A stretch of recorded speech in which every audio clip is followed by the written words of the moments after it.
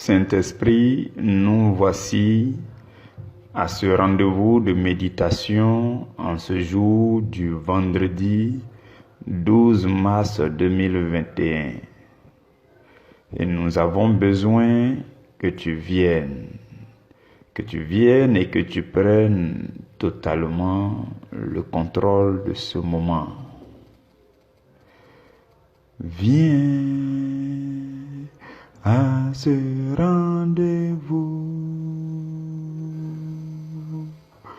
Viens à ce rendez-vous. Viens à ce rendez-vous. Saint-Esprit, viens à ce rendez-vous. Oh, viens à ce rendez-vous. Viens à ce rendez-vous. Oh, viens à ce rendez-vous. Paraclet, viens à ce rendez-vous. Oh, viens à ce rendez-vous. Consolateur, viens à ce rendez-vous. Oh, viens à ce rendez-vous. Oui, Saint-Esprit, viens à ce rendez-vous. Oh, viens à ce rendez-vous. Saint-Esprit, viens à ce rendez-vous. Oui, nous le savons, sans toi, nous ne pouvons faire un seul pas en avant. Nous avons besoin de toi, Esprit du Dieu vivant. Oui, Esprit du Seigneur Jésus-Christ. Oui, nous avons besoin de toi. Le Seigneur Jésus nous l'a dit. Il a dit que le Consolateur allait venir pour nous enseigner toutes choses et pour nous conduire dans toute la vérité. Nous sommes là et nous avons besoin que tu viennes et que tu prennes le contrôle total de ce temps de méditation. Viens et conduis-nous, Saint-Esprit. Oui, nous avons besoin de toi pour que nos cœurs soient disposés dans la présence de notre Dieu. Oui, nous avons besoin de toi pour que nos cœurs soient touchés par la présence de notre Dieu. Saint-Esprit, viens et mets-toi en mouvement. Oui, viens, mets-toi en mouvement à travers chaque parole. Le Seigneur nous l'a dit. Il dit que ces paroles sont esprit et vie. Nous avons besoin, Saint-Esprit, que tu viennes transporter la parole dans le cœur de chacun de nous afin de provoquer la vie en chacun de nous, de produire la vie et la vie en abondance. Oui, Saint-Esprit, nous avons besoin de toi et nous nous recommandons maintenant à ta grâce. Oui, prends le contrôle de toutes choses. Je nous soumets à toi. Je soumets ce moment à ta présence, Saint-Esprit, l'endroit où se trouve mon frère et ma sœur en train d'écouter cette méditation. Je soumets l'atmosphère de cet endroit à ton contrôle. Oui, que l'atmosphère spirituelle de tous nos endroits soit soumise à ton autorité, l'autorité du nom de Jésus, la puissance du nom de Jésus, maintenant et au nom de Jésus. Amen. Mes frères, mes sœurs, dans le Seigneur, je donne toute la gloire à notre Dieu. Je lui dis merci de tout mon cœur pour sa fidélité qui ne cesse de nous accompagner. La grande grâce de Jésus repose sur nous à travers les jours. Chaque jour, nous nous réunissons ainsi pour méditer la parole de Dieu et Dieu nous aide à le découvrir de plus en plus. Et pendant que nous le découvrons, il se communique à nous, il communique à nos cœurs et dans nos vies sa force extraordinaire et magnifique. Il nous fortifie dans notre homme intérieur, il nous édifie, il nous relève, il nous restaure et il nous conduit sûrement. Je bénis son très très saint nom, je magnifie son nom et je lui dis merci pour ta présence à ce rendez-vous également. Je bénis le nom du Seigneur pour ta vie, pour ta maison, pour ta famille, pour ta vie toute entière, dans tous les domaines de ta vie. Je bénis le nom du Seigneur et je lui donne toute la gloire pour sa main agissante dans nos différentes vies. Que son nom soit célébré. Gloire à toi, Seigneur Jésus. Amen. Mes frères, mes sœurs, vendredi 12 mars. Et le sous-thème que nous méditons aujourd'hui ensemble, c'est « Quelle est la rencontre qui change vraiment tout ?» Quelle est la rencontre qui change vraiment tout? Donc, si on dit quelle est la rencontre qui change vraiment tout, ça veut dire qu'il y a certainement d'autres types de rencontres que nous connaissons et qui ont peut-être changé quelque chose dans notre vie, mais qui n'ont pas vraiment changé, qui n'ont pas vraiment tout changé. Vous comprenez le sous-thème, hein? Le sous-thème dit quelle est la rencontre qui change vraiment tout. Ça veut dire qu'on a certainement eu des rencontres qui ont essayé de changer quelque chose dans notre vie, qui ont essayé d'apporter quelque chose dans notre vie. Nous avons connu peut-être des rencontres qui ont changé tout, mais qui n'ont pas vraiment tout changé. Vous comprenez? Voilà pourquoi aujourd'hui, nous allons aller à travers les Écritures pour que le Seigneur nous enseigne quel est ce type de rencontre qu'il faut avoir. Et alors, toute chose change pour de vrai dans notre vie. Je voudrais nous lire 1 Jean au chapitre 1. 1 Jean au chapitre 1. Versets 1 et 2. Donc, je nous lis la parole avec votre attention. L'apôtre Jean dit, il dit ce qui était dès le commencement, ce que nous avons entendu, ce que nous avons vu de nos yeux, ce que nous avons contemplé et que nos mains ont touché, concernant la parole de vie. Car la vie a été manifestée et nous l'avons vue et nous lui rendons témoignage et nous vous annonçons la vie éternelle qui était auprès du Père et qui nous a été manifestée. Parole du Seigneur, nous rendons grâce à Dieu. Frères et sœurs dans le Seigneur, c'est un très beau témoignage de l'apôtre Jean qui était disciple de Jésus. Et la Bible l'appelait d'ailleurs le disciple bien-aimé. Il était tellement proche, toujours proche de Jésus. Il était vraiment proche de Jésus, il était vraiment aimé de Jésus. Jésus lui a même donné un surnom, tout ça. Vraiment l'apôtre Jean, à chaque fois que Jésus devait se déplacer, la Bible dit qu'il prenait Pierre, Jacques et Jean. Vous comprenez? Donc c'est ce Jean-là qui a écrit ce témoignage pour dire un peu dans les profondeurs leur rencontre avec Jésus. Il était en train de dire, de témoigner. Il était un témoin oculaire qui était en train de rapporter de façon transparente et fidèle ce qu'ils ont rencontré.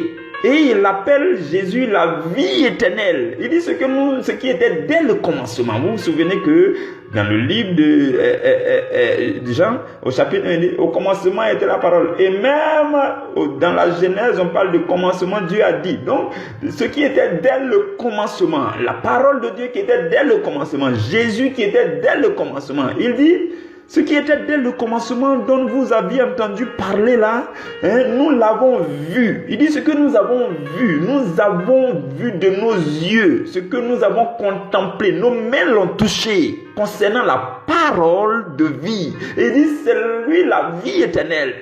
Il dit cette vie éternelle a été manifestée. Oui, nous l'avons rencontrée, nous l'avons contemplée, nous l'avons touchée, nous l'avons regardée de nos yeux charnels. Il s'appelle Jésus et c'est lui la parole de Dieu, c'est lui la vie éternelle et cette vie a été manifestée. Nous l'avons vue et nous lui rendons témoignage.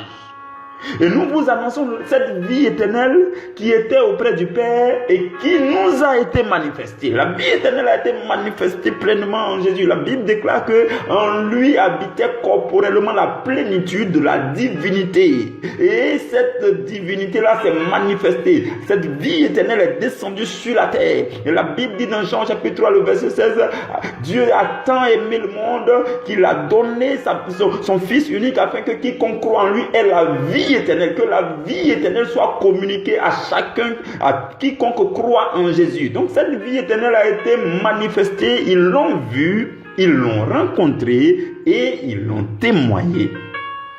Et leur vie a été transformée. Lorsque les disciples ont vu Jésus, ont rencontré Jésus, ont côtoyé Jésus, ont touché Jésus, ont contemplé Jésus, ont admiré Jésus, leur vie a été transformée pour de vrai. Il y a eu un véritable changement. Tout a changé dans la vie de Pierre le jour où il a rencontré Jésus. Tout a changé dans la vie de Jean le jour où il a rencontré Jésus. Tout a changé dans la vie et tout change dans la vie de quiconque rencontre véritablement Jésus. Voici la rencontre qui change vraiment tout et dont le Seigneur veut nous parler en ce jour. Mes frères, mes sœurs, dans le Seigneur, nous avons connu des rencontres dans ce monde. Oui. Vous dites souvent, j'ai rencontré telle personne et puis ma vie a changé. Je vous le dis, c'est la vérité. C'est la seule personne qui change vraiment toutes choses dans la vie d'une autre personne.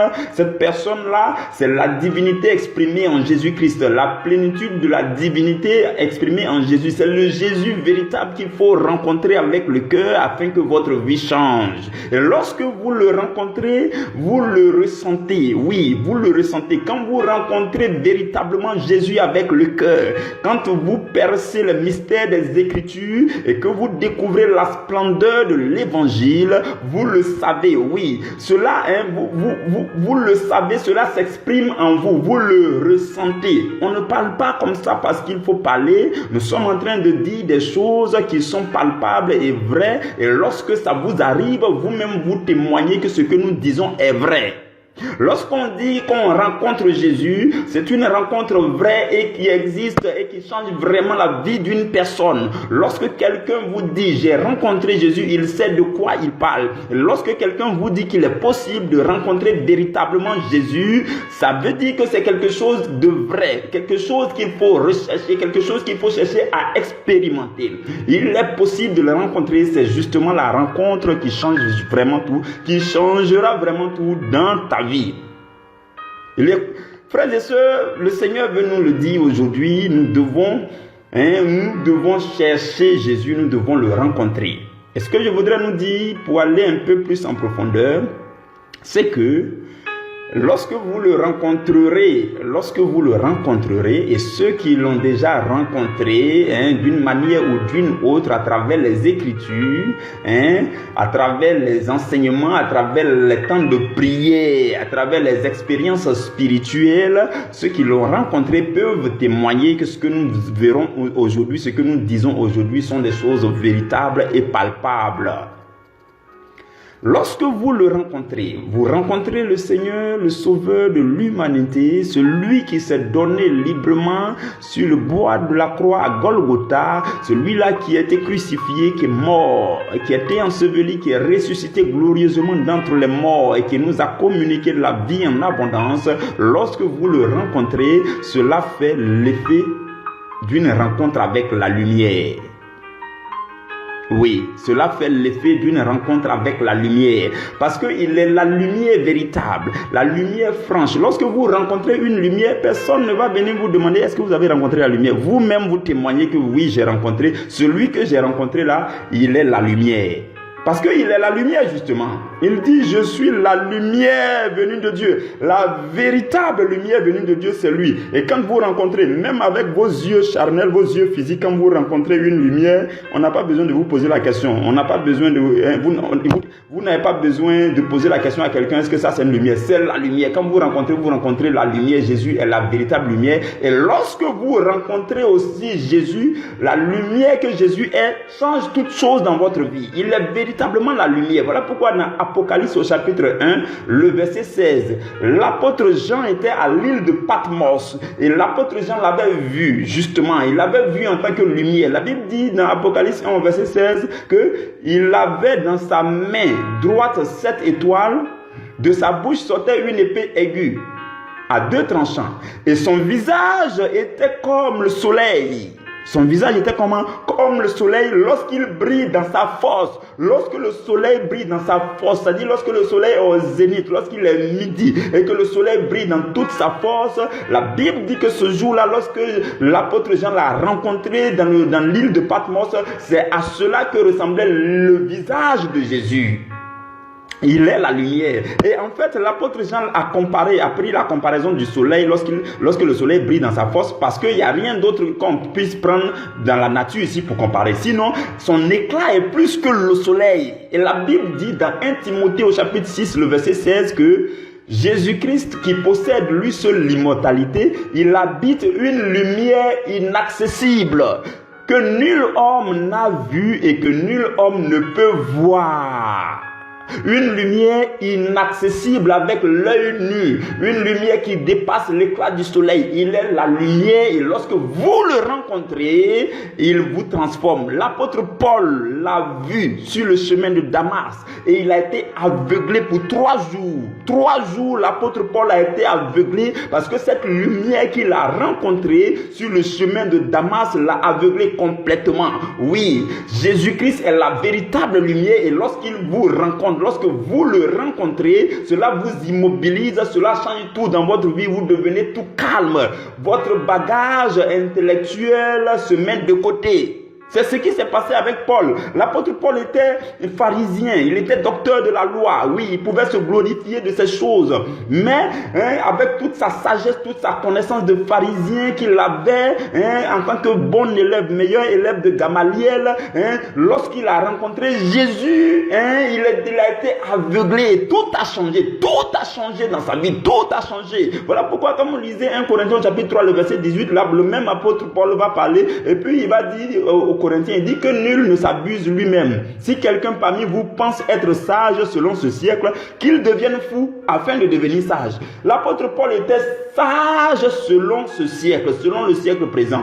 Et quand il a rencontré la lumière de Jésus, il est devenu fou. La folie de Dieu a commencé à s'exprimer en lui. C'est lui qui parle dans 1 Corinthiens et puis il dit la prédication de la foi, la prédication de la croix, c'est une folie pour les hommes, mais c'est une sagesse de Dieu. La sagesse de Dieu l'a rempli. Il est devenu fou et il est devenu sage selon Dieu. Avant, il était sage selon les hommes. Il avait bac plus 5, bac plus 10. Il était intellectuel, il était directeur général. Mais quand il rencontrait Jésus, quand tu rencontres Jésus comme Paul sur le chemin de Damas, tout ton titre se met de côté et Jésus, la lumière de Jésus t'aveugle pour tout changer, pour tout renouveler, pour tout restaurer dans ta vie, pour tout changer dans ta vie. Voici l'effet que fait la véritable rencontre avec Jésus.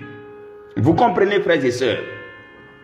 Et ça fait aussi l'effet d'un feu. Quand vous rencontrez véritablement Dieu, cela fait en vous l'effet d'un feu. Oui, je vous le dis. On a déjà dit que ça fait l'effet de la lumière, parce que Jésus lui-même, il est la lumière. Mais au-delà de la lumière, ça fait aussi l'effet d'un feu. Un feu dévorant. La Bible dit que Dieu est un feu dévorant. Oui, et la Bible dit que dans l'Ancien Testament, quand le peuple d'Israël était en train de marcher dans le désert, Dieu marchait au-devant d'eux comme une colonne de feu durant la nuit et une colonne de nuée durant le jour. Dieu est un feu dévorant. Quand vous le rencontrez, que ce soit dans sa parole, que ce soit en écoutant une prédication, que ce soit dans un temps de prière, que ce soit dans un temps de le jeûne et prière, que ce soit à travers une expérience spirituelle, lorsque vous le rencontrez, cela fera en vous l'effet d'un feu brûlant, un feu dévorant.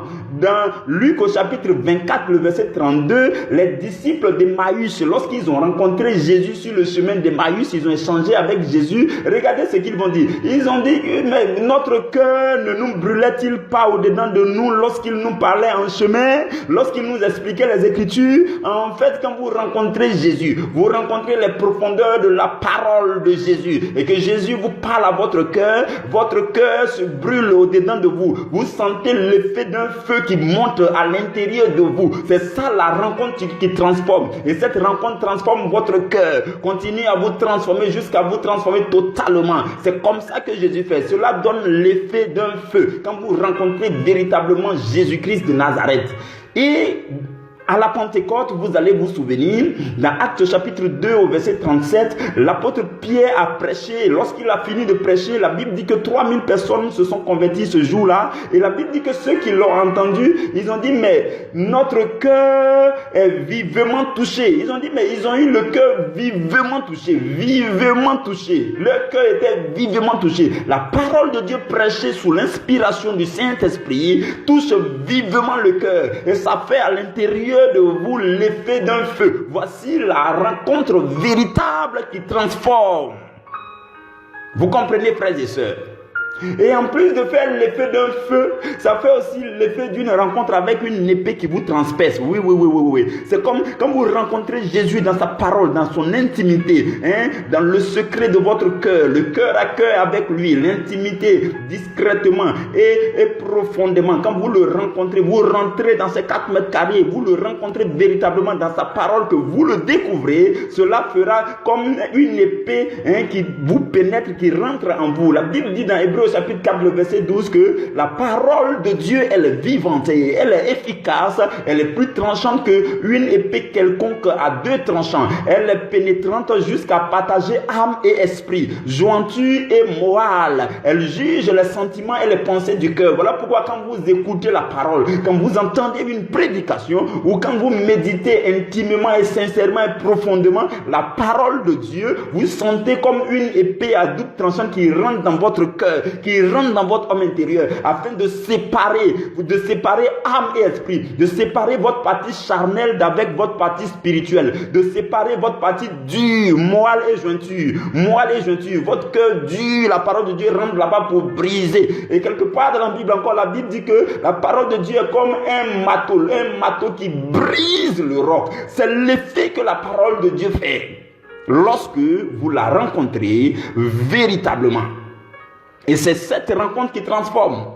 C'est cette rencontre-là qui transforme pour de vrai. Je vous le dis, c'est la vérité, frères et sœurs. La rencontre avec Jésus, la rencontre avec les profondeurs de sa parole, la rencontre avec le cœur à cœur avec Jésus, le cœur à cœur. Vous disposez votre cœur humblement pour rencontrer Jésus avec une soif, une grande soif. Lorsque vous le rencontrez, cela fait l'effet de la lumière qui vous envahit. Oui, ça fait l'effet d'un feu qui monte en vous. Ça fait aussi l'effet d'une épée qui vous transperce le cœur pour aller séparer des choses, pour aller purifier des choses là-bas. Vous comprenez? Je voudrais aussi nous dire que ça fait l'effet de la rencontre avec de l'eau. Vous voyez, non? Imaginez lorsque vous buvez de l'eau et puis ça coule dans votre gorge. Voilà, ça fait aussi cet effet-là. Et puis ça fait l'effet lorsque vous êtes en train de... vous êtes dans un fleuve ou bien vous êtes en train d'être emporté par un fleuve. Vous sentez que c'est l'eau-là coule et ça vous lave, ça vous purifie, ça vous entraîne comme dans un torrent, comme dans un fleuve. Vous comprenez? Quand vous lirez Isaïe au chapitre 47, les 12 premiers versets vont vous parler de l'expérience que le prophète a vécue lorsqu'il a été transporté par le torrent d'eau. Et ça a commencé progressivement. Ça avait d'abord le niveau de la cheville, et puis le niveau du genou, et puis ça montait. Lorsque l'eau de la parole de Dieu monte dans votre vie, à un moment donné, ça vous entraîne comme dans un torrent, comme dans un fleuve. C'est cet effet-là que la parole de Dieu fait dans votre vie lorsque vous la rencontrez. Vous vous sentez entraîné entraîné par la parole. Vous vous sentez traîné par le fleuve de la parole de Dieu, le torrent de la parole de Dieu qui vous entraîne n'importe où, qui vous entraîne selon le courant de l'eau de la parole de Dieu. Et l'Esprit fait ce travail et c'est magnifique parce que vous rencontrez Dieu dans sa parole. C'est comme ça, frères et sœurs. C'est comme ça. Et ça fait aussi l'effet d'une pluie qui descend sur vous. Oui, quand vous méditez la parole de Dieu, que vous y prenez plaisir, que vous rencontrez Dieu, les révélations profondes de la parole de Dieu, Dieu se révèle à vous. Les pensées que vous n'aviez jamais eues, les pensées qui n'étaient jamais montées dans votre cœur. Oui, les pensées excellentes, la voix excellente de Dieu qui vous fait découvrir des choses. Oui, les idées surnaturelles qui vous montent en vous, des choses qui n'étaient jamais monté en vous. Dieu commence à faire monter ça en vous. Dieu vous arrose. Ce sont des grâces et des bénédictions venues du ciel. Ce sont des pépites, des trésors du royaume des cieux qui descendent en vous lorsque vous rencontrez la parole de Dieu. Et cela fait aussi l'effet d'une pluie qui s'abat sur vous. Dans Isaïe au chapitre 55, à partir du verset 10, la Bible dit que comme la pluie et la neige descendent des cieux et ils n'y retournent pas sans avoir arrosé, fécondé la terre et fait germer les plantes, sans avoir donné de la semence au semeur et du pain à celui qui mange. De la même façon, lorsque vous rencontrez la pluie de la parole de Dieu, les grâces et les bénédictions de Dieu qui sont prononcées sur vous et qui descendent dans votre vie ne retournent point à Dieu sans effet, sans avoir exécuté la volonté de Dieu dans votre vie, sans avoir accompli les projets de Dieu, le projet de bonheur et un avenir d'espérance que Dieu a pour vous là. C'est la parole de Dieu qui descend dans votre vie comme une pluie abondante qui vient pour vous arroser, parce que vous êtes comme une terre qui appartient à un cultivateur et il faut que cette terre là puisse produire. La pluie qui est descendue pour l'arroser doit pousser cette terre à produire. C'est ce que Dieu fait. C'est l'effet de la rencontre avec Dieu. C'est comme l'effet de la rencontre d'une terre avec la pluie qui vient l'arroser. Vous comprenez, frères et sœurs? Et c'est cette rencontre qui transforme. Voici la rencontre qui transforme véritablement.